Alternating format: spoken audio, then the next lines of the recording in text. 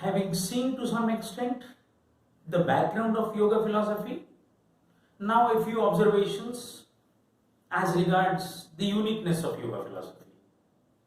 The first point which comes to my mind when we talk about yoga and its philosophy is that among all the Indian philosophies, Astika and Nastika, classical and contemporary, among all philosophies of the world, yoga distinguishes itself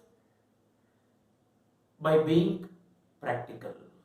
It is the practices of yoga which are the essence of yoga philosophy. In yoga, it is practice, it is sadhana, which is more important than explanation or evidence. The sadhak or practitioner is more important or holds more value than the preacher or the professor or the pandits. It is only practice, practice, practice. In fact, one interesting observation which comes to mind is that when we try to understand Patanjali Yoga Sutras from the point of view of language, from the point of view of philosophy, we find lots of complications, confusion. Because Patanjali's Yoga Sutras are coming from experience, it is coming from the heart, not from the head. And most of the time, we try to approach and try to understand it from the head without doing the practices of yoga. When you start doing the practice of yoga, you don't require explanation. All evidence, all explanation, all logical reasoning stops at the point of experience. Experience is the full stop for all of them. If you are experienced, if you have experiences, you are the richest person in yoga.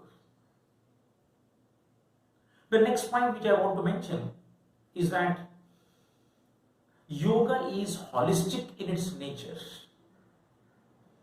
Yoga philosophy caters to all the dimensions of human personality, not only the human personality, but human being vis-a-vis nature, vis-a-vis mankind.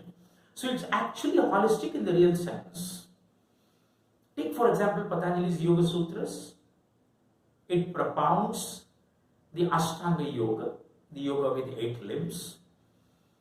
Yama, Niyama, Asana, Pranayama, Pratyahara, Dharana, Dhyana, Samadhi. These 8 limbs are the 8 categories of practice which Patanjali puts forth. But if you watch these 8 categories of practices minutely, you will find each of these categories represents one dimension of human personality.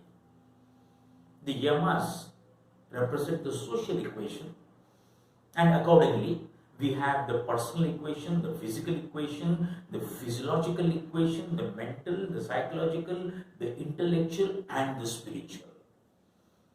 8 dimensions of human personality. These 8 dimensions are interrelated, interdependent, interpenetrating. Also, these 8 dimensions are hierarchical in their nature. The social dimension represented by yamas being the external most, and the spiritual dimension represented by samadhi being the innermost. And now you can see that progress on the path of yoga, classical yoga, is a progress from yamas to samadhi. The social dimension is the outermost dimension of my personality, and the spiritual is the innermost. So actually speaking, in yoga, it is a progress from the outside to the inside. That is why we term yoga as a spiritual discipline. In yoga, the search is inwards, as against science, which is also searching for reality. The search in science is outwards. The goal is the same, direction is different. In yoga, the deeper you go inside yourself, the progress happens more and more. The next point which I want to make as regards the uniqueness of yoga philosophy. The philosophy of yoga represented by Patanjali's Yoga Sutras is totally mind-oriented philosophy. If you take the etymological meaning of the word yoga, it is coming from the root word yuj. And one of the most appropriate, precise meanings of the word yoga comes from yuj samadhau. Yoga is equal to samadhi is equal to concentration. And concentration, all of us know, belongs to the mind. Similarly, if you take the definition of yoga, the second sutra of the first chapter, Samadhi Pada, Patanjali gives the definition, Yoga Chitta Vritti Nirodha.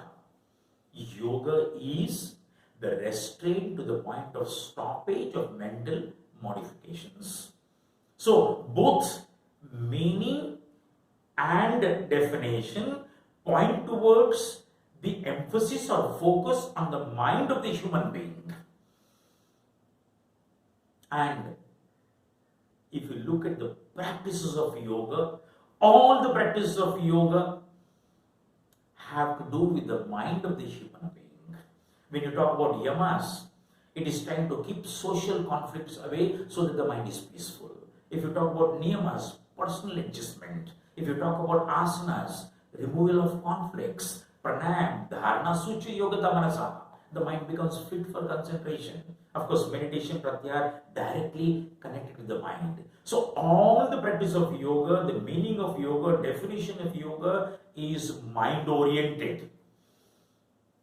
And if you look at this mind orientation, then in very short, if you have to provide a schemata of progress in yoga based upon yoga philosophy, then it starts in the first place from a disturbed or distracted state of mind, which characterizes the normal human mind. In yogic parlance, we talk about rajasic mind. So a distracted, disturbed state of mind, rajasic mind, a lethargic, dull state of mind, which is tamasic mind. So from a rajasic mind and a tamasic mind, the first step of progress in yoga is towards a sattvic state of mind, which is a concentrated state of mind. So any person who wants to go deeper into yoga, the first focus is a disturbed, distracted state of mind, a lethargic, dull state of mind. First put efforts, remove obstacles, and first get concentrated. Sattvic state of mind. From this sattvic state of mind, we go to the no-mind state or the unmani avastha. Paradoxically, you can see very nice things that we are controlling the mind in yoga to go beyond the mind. That going of the human being beyond the mind to the no mind state is the experience of meditation, where you start with an object of meditation, and when the meditation progresses from the samadhi, sarvija samadhi to the nirvija samadhi, you are going from a state where there is an object to a state of samadhi where there is no object now, there is only awareness, pure awareness. And that pure awareness, when it gets established, you have reached the state of dharmamika samadhi, the final goal of yoga, in which is referred to as the state of Kaivalya, or what the third sutra of Patanjali talks about, tada drashtu surupi avasthanam, where the drashtu or the seer or your real essence is established in his own nature. So very clearly you can see that all other things that we do in yoga, whether we take care of our values, our principles, our physical practices, breathing practices, all of them at the end of the day are meant for making the mind concentrated from a distracted and a dull state. From that concentrated state, we are trying to go to a state beyond the mind, the unmani avastha or the no mind state. This is actually what all Indian philosophies say, that the mind is the biggest upadhi or obstacle in self-realization. You cannot go beyond the mind without controlling the mind in the first place. Controlling the mind is getting concentrated. Concentration is equal to control of mind. The last point which I want to talk about, I'm falling short of time. The last point which I want to talk about is yoga is neither a religion nor an ethical system. Yoga can be advantageously looked at as a culture, a samskriti, adhyatmic samskriti, spiritual culture. And a culture as distinguished from civilization talks about internal refinement. Where civilization talks about external progress, culture talks about internal refinement. Culture refers to what a man is, civilization refers to what a man has. And when we say yoga is a culture, when I say that, it provides me a beautiful answer to the question, why am I doing yoga? Why are you doing yoga? I am doing yoga, you are doing yoga at the end of the day to become a better human being. That is the final answer of our involvement with yoga, our going deeper into yoga to become better human beings. Yoga is not only a human culture, it is a universal human culture, because the mind and the body of all human beings all over the world are the same.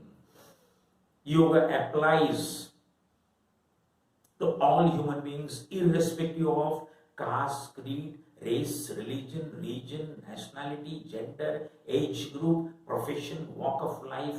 Yoga is a universal human culture. Thank you very much for patiently listening to me.